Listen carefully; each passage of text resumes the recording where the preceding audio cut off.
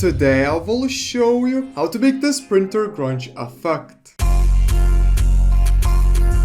Yo, it's Bovikas here, and let's begin. Alright guys, so I have a clip of a girl from One and Only's Ghost Killer music video, and what we can do is we can instantly press Ctrl Y to make a new adjustment layer on which we will add all of the effects. So the first effect we can add here is going to be grid. Now with grid, let's make the size from to width and height sliders. At the start, let's make the width 3, the height 5, the border to 1, and the color to dark, and let's make the blend mode to hard light. Now at the start you might be wondering, oh, what does this have to do anything with the grunge printer look? You will see a bit later on. This gives a texture. As you can see, there's like some texture like these blocks, and I think that's pretty important for this effect. And now let's add S flicker, which is a effect from the Sapphire plugin, so you do need to have that for this effect. And I like to make the amplitude here kind of high actually, to 0.76, and it's just going to flicker like this. And now let's add grain, which is a really important effect for this because it's literally the grunge effect pretty much. And here I like to make the preset to Eastman color, whatever this is, and let's make the viewing mode final output. As you can see, there's already grain, but I like to make the intensity here to 1.8, and I like to go to color, and I like to make it to monochromatic. And now let's add exposure, and with exposure I like to make it to 3 to expose like everything, because you saw it was like really dark there. But now let's add CC threshold, and yeah, I just literally like to keep the settings like this, like luminance and this threshold. You can make this threshold like however you want. Like you can make it like really bright by making it low, or you can make it very dark by making it high. And now let's add hue saturation. Now hue saturation, I believe, is a very important effect for the printer look. Now just look what it will do. I'll make the master lightness to 12. As you can see, it kind of makes these like whites pop out like this, like as you saw, like look at before and after. It's kind of like what a printer would do. Like that's kind of like what the printer looks look like. I don't know, this just makes it look more realistic to me. If you want, you can make the master lightness even to like something like 20, but I believe that's a little bit too much. I feel like 12 is the nice spot to make. And the last effect I like to add here is posterize time, and I like to make this 2 times lower than my frame rate. My frame rate is 24 FPS, so I'll make it to 12. And this is just going to lower the frame rate because these printer looks do usually have this like low frame rate per second. You can actually make this even 3 times lower, so you could make it to 8 here. And this is how everything looks right now. That just looks really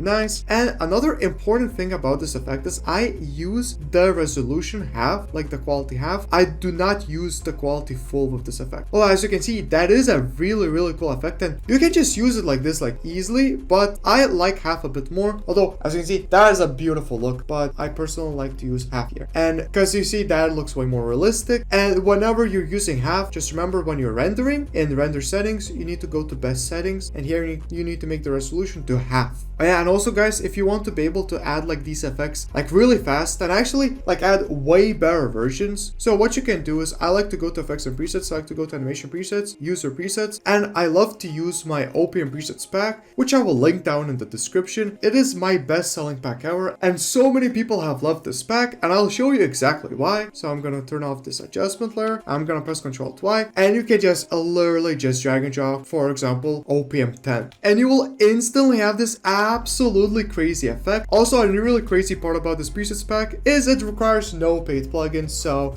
we can just get it by just having After Effects. And as you can see, that just looks really cool. OPM very much just means those Ken Carson grunge looks that are very popular in edits and music videos. So as you can see, we did that super easily by just dragging and dropping an effect. Like you can just add OPM 8, and let's also have one of my darker effects. As you can see, that looks absolutely crazy. Just a really cool grunge look. I have plenty more of these effects. I have text effects here. I have OPM glitch effects, which you can just use to glitch your footage like this, as you can see right here. I just think that is absolutely crazy. It just saves me a bunch of time whenever I use it. And also, as a thank you for watching this tutorial, I have to let you know that if you use code POVIKAS, you will be able to save $5 off on my beautiful OPM presets pack. But anyways guys, that's about it for the video. If you have any questions, then please let me know. But anyways, it was fun. Have a fun and productive day. See ya.